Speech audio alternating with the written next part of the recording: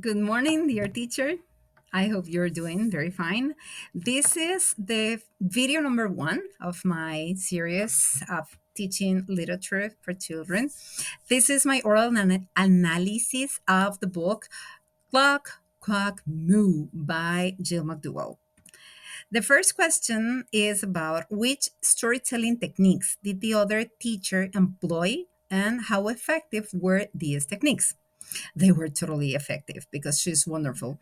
About the interaction and engagement. In first place, she starts by making a preview with the kids, trying to get them into the story, what is going to happen, what happens when you have a bad night sleeping. And this is so wonderful because they can feel, they can get into the sensations and the emotions of the characters before even they listen to the story. She makes constant eye contact with them. So she shows the board and the book and looks at them and like this all the time. And as well, she points the words and the phrases for them. So sometimes they even are reading a little with her to get their attention. She says 3, 2, 1 here with me, and they are well trained because they are paying total attention to her. She starts the session by greeting the students. Hello kids, how are you today? Which is wonderful.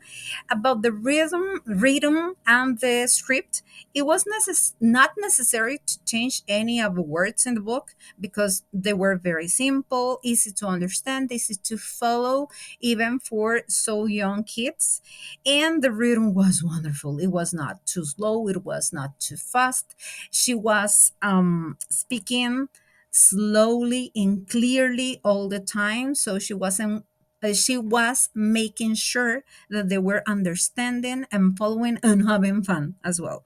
Something mentioned by the teacher Matthew Schaeffer is the theatrics technique that in this case was wonderful. The gestures were matching all the time what was happening with the characters when they were noisy, when Mr. Brown and Mrs. Brown were very angry because they couldn't sleep, as you can see in the picture. She was making different voices for the different characters, and the students and me were repeating the sounds and the phrases because it was totally engaging.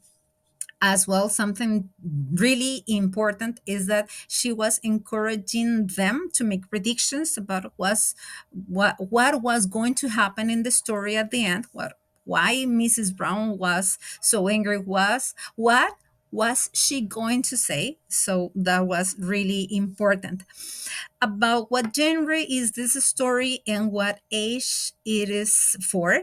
It is narrative because it tells an everyday life situation that could happen in any farm, for example, but also it was repeating structures and cumulative content because, for example, in the case of the sounds of the animals, they are there in the story three times, and the one hand says clack, and two hands clack clack, and then all the hands clack clack clack, and they were repeating all that. So it is fun as well. And the story, as I said before, is intended for first graders, kids that can read a little, not very complicated structures, 6 to 7 years old. What messages does this story convey, and why are they important? Well, in my opinion, the most important message is the a healthy lifetime, a healthy family time. The coexistence should be healthy. If what one member of a family does affects the others, so it is important to go smooth and fine, and if possible happily in family, so all the family works fine. And this is very important for very young kids. What are two potential challenges or sensitivities in the story? Well, in my opinion, the number one challenge is to look for stories that involve sounds and onomatopoeia, something that we as teachers can make playful. If the sounds or these emotions are written in the story, fine. If not, we should put them there so we can make it playful and easy to follow and engaging for the kids. As well, something extremely important mentioned by the teacher Sheffer as well is that we should look for language that is adapted to our audience, our kids. Maybe they are very young, maybe they are not so young, maybe they are preteens in sixth grade. So we don't have to look for a very childish or a very simple story because they can understand some other kind of stories. But we have to adapt the language to the English they have in that moment.